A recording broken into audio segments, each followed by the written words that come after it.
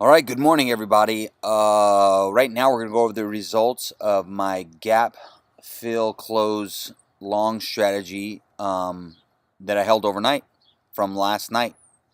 Coming up next.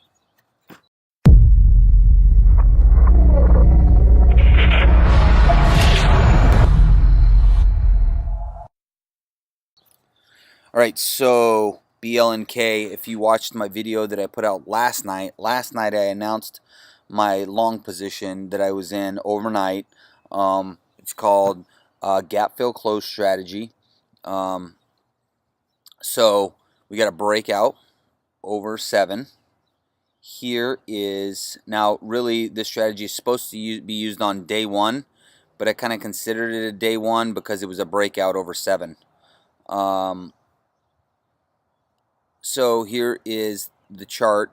This is a 5-minute chart yesterday. Now this is a great play for anybody that's under PDT. That has a smaller account. You can use this. You can use this play. You don't waste a day trade at all.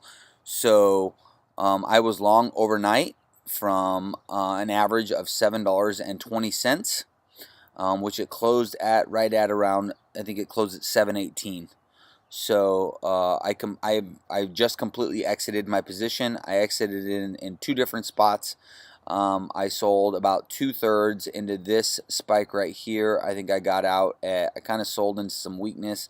I got out at I think at 1180, 1181 or 781, and then I sold the rest into this spike at 730, 730, 733. So sold in 2 pieces. You can see 850 is the high. And this thing could, when the market opens, I think it'll dip down a little bit, find some support, and I think it might even take off and goes to 10, 11 or 12. But I got the piece that I wanted. So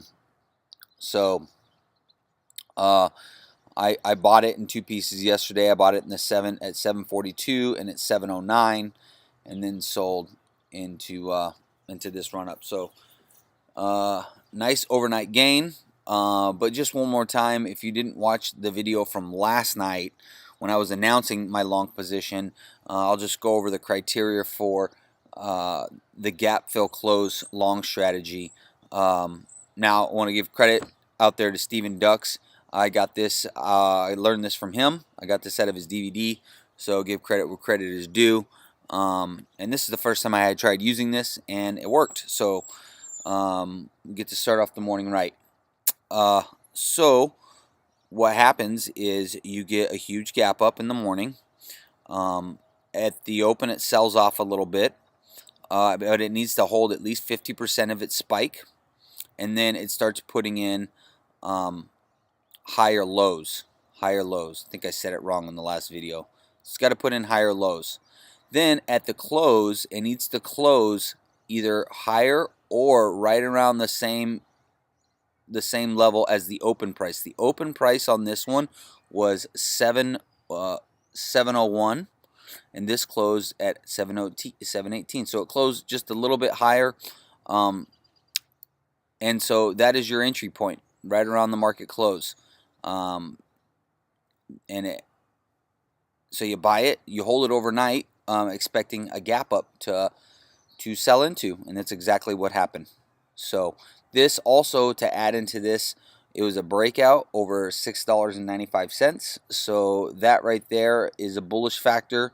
You got the breakout. You got, if you look at, you got massive volume. See, it consolidated for a couple days. Consolidated right here between the 5s and the 6s. You got the breakout. It held its gains all day. It closed strong. And see, it sold off, filled the gap, and then you buy it. So success in this trade. I will be looking for this strategy again.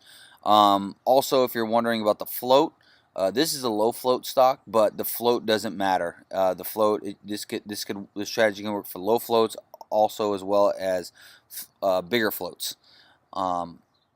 Stocks with bigger floats. And for those of you who don't know what the float is the amount of shares that are available to the public to trade. So, and the lower the float, the more spikeability. But yeah, so we got some success right there with this play. Gap, fill, close, long. Like it if you played this one with me. Like it if you just like the setup. And I think it's a good way to start off. 7:51 a.m. and I think I'm done for the morning. I'll probably watch the market open, but I'm going to try to stay out of any trades and not get back these profits. All right. Have a good day of trading.